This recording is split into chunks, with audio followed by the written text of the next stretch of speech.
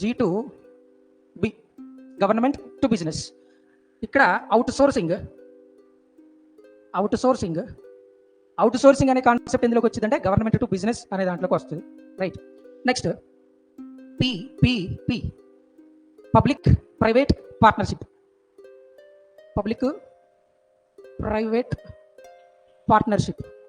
ఇది కూడా ఎందులోకి వచ్చిందంటే గవర్నమెంట్ టు బిజినెస్ ఎలక్ట్రానిక్ ఇంటర్లింకింగ్లోకి వస్తుంది. Third one new investment permissions. కొత్తగా ఇన్వెస్ట్మెంట్ చేసేదానికి పర్మిషన్స్, అది కూడా ఎందులోకి వచ్చిందంటే గవర్నమెంట్ టు బిజినెస్ ఇంటర్లింకింగ్లోకి వస్తుంది అనమాట. ఓకే, ఇది గవర్నమెంట్కి బిజినెస్కి కొన్ని ఎగ్జాంపుల్. ఇంకా చెప్పుకోవాలంటే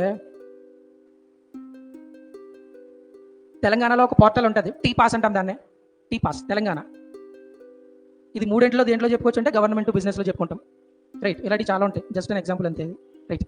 next that is about government to business interlinking of e governance. ఇక్కడ గవర్నమెంట్ టు సిటిజన్స్.